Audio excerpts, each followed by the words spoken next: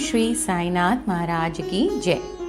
आज हम श्री साई सच्चरित्र का अध्याय नंबर 49 का पाठ करेंगे।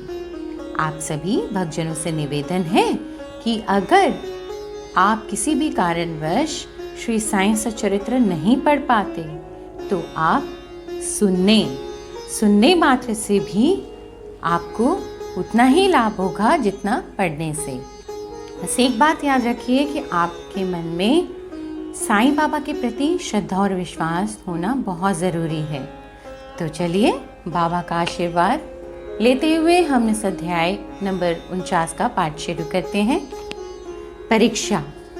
हरि कानोबा सोमदेव स्वामी नाना साहेब चंदूरकर की कथाएं। जब वेद और पुराण ही ब्रह्मा या सदगुरु का वर्णन करने में अपनी असमर्थता प्रकट करते हैं, तब मैं अल्पज्ञ प्राणी अपने सदगुरु श्री साईं बाबा का वर्णन कैसे कर सकता हूँ।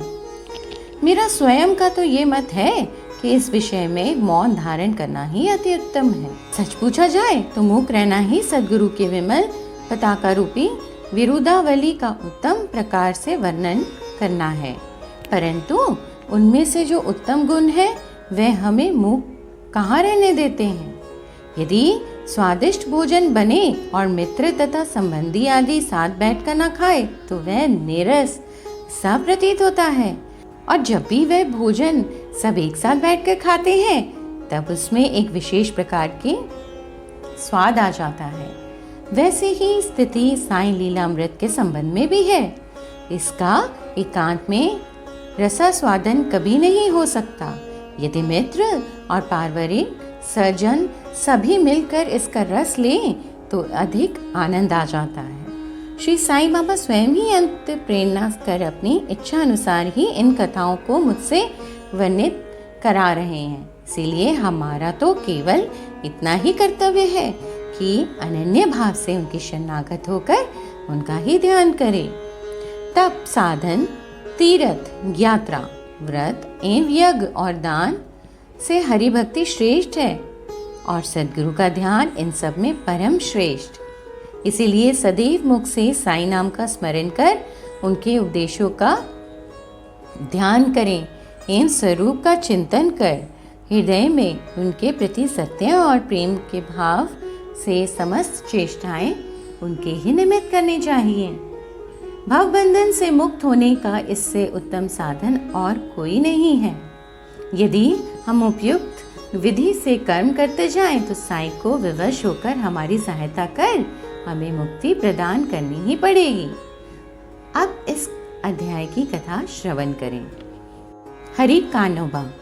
बम्बई के हरि कानोबा नामक एक महानुभव ने अपने कई मित्रों और संबंधियों से साईं बाबा की अनेक लीलाएं सुनी थी, परंतु उन्हें विश्वास ही न होता था क्योंकि वह संशयालु प्रकृति के व्यक्ति थे। अविश्वास उनके हृदय पटल पर अपना आसन जमाए हुए थे। वे स्वयं बाबा की परीक्षा करने का निश्चय करके अपने कुछ मित्रों सहित बम्बई से शिरडी आए। उन्होंने सर पर एक जरी की पगड़ी और पैरों में नए सैंडल पहन रखे थे।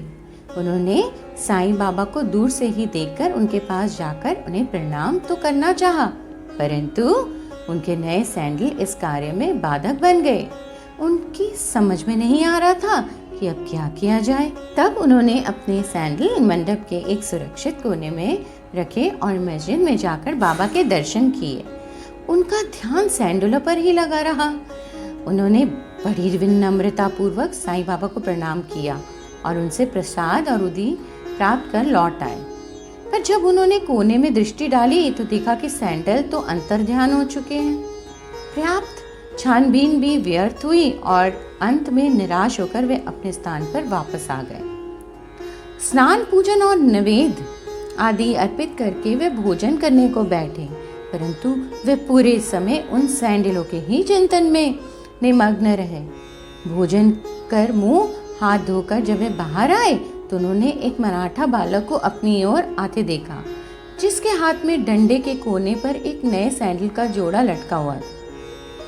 उस बालक ने हाथ धोने के लिए बाहर आने वाले लोगों से कहा कि साईं बाबा ने मुझे ये डंडा हाथ में देकर रस्तों में घूम घूम कर हरि का बेटा जरी का फेटा की पुकार लगाने को कहा है तथा जो कोई कहे कि सैंडल हमारे हैं, उससे पहले ये पूछना कि क्या उसका नाम हरि और उसके पिता का नाम कानोबा है।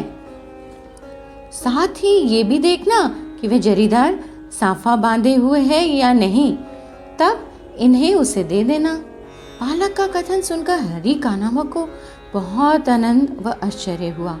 उन्होंने आगे बढ़कर बालक से कहा, ये हमारे ही सैंडल है, मेरा ही नाम हरि और मैं ही कानोबा का पुत्र हूँ। ये मेरी जरी का साफा देखो। बालक संतुष्ट हो गया और सैंडल उन्हें दे दी। उन्होंने सोचा कि मेरी जरीदार पगड़ी तो सबको ही दिख रही थी, हो सकता है बाबा की भी दृष्टि में आ गई हो, परंतु ये मेरी शिरडी यात्रा का प्रथम अवसर है। फिर साईं बाबा को ये कैसे पता चला कि मेरा नाम ही हरि है और मेरे पिता का कानोबा? वह तो केवल बाबा की परीक्षार्थ वहां आया था। उसे इस घटना से बाबा की महानता विदित हो गई। उसकी इच्छा पूर्ण हो गई और वह सहर्ष घर लौट गया। सोमदेव स्वामी। अब एक दूसरे संशयालु व्यक्ति की कथा सुनिए जो साईं बाबा की परीक्षा करने आया था। काका साहेब दीक्षित के भ्राता श्री भाईजी नागपुर में रहते थे। जब वे सन 1906 में हिमालय गए थे, तब उनका गंगोत्री घाटी के नीचे हरिद्वार के समीप उत्तर काशी में एक सोमदेव स्वामी से परिचय हो गया। दोनों ने एक दूसरे के पते लिख लिए। 5 वर्ष पश्चात सोमदेव स्वामी नागपुर में आए और भाई जी के यहाँ ठहरे। वहाँ श्री साईं बाबा की कीर्ति सुनकर उन्हें बड़ी प्रसन्नता हुई तथा शिरडी जाकर साईं बाबा के दर्शन करने की तीव्र उत्कंठा भी हुई। मनमाड और कोपर गांव निकल जाने पर वे एक टांगे में बैठकर शिरडी को चल पड़े।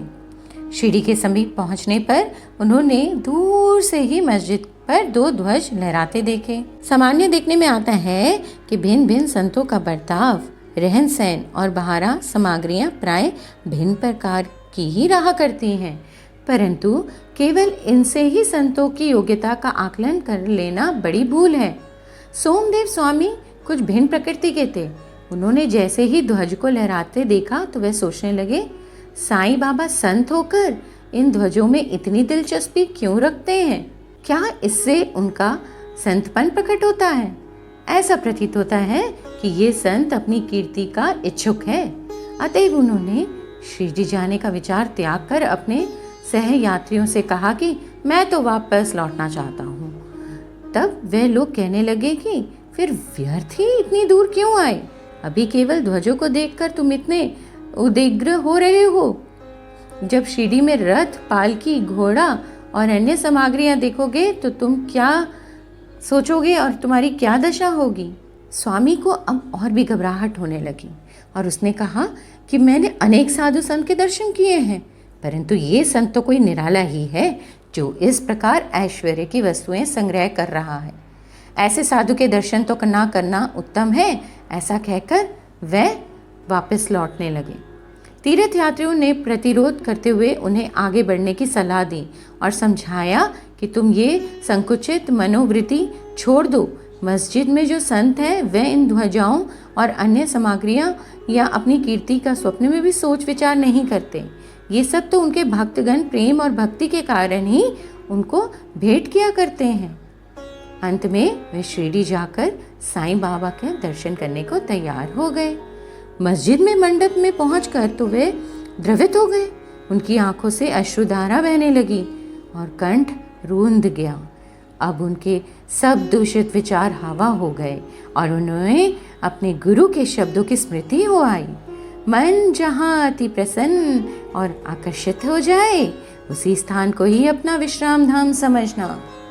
वह बाबा के चरण रज में लौटना चाहते थे, परंतु जब वे उनके समीप गए तो साईं बाबा एकदम क्रोधित होकर जोर जोर से चिल्लाकर कहने लगे कि हमारा सम्मान हमारे ही साथ रहने दो, तुम अपने वापस लौट जाओ। सावधान, यदि फिर कभी मस्जिद की सीढ़ी चढ़े तो ऐसे संत के दर्शन ही क्यों करना चाहिए जो मस्जिद पर ध्वजाएं लगा कर रखे। क्या ये संतपन के लक्षण है?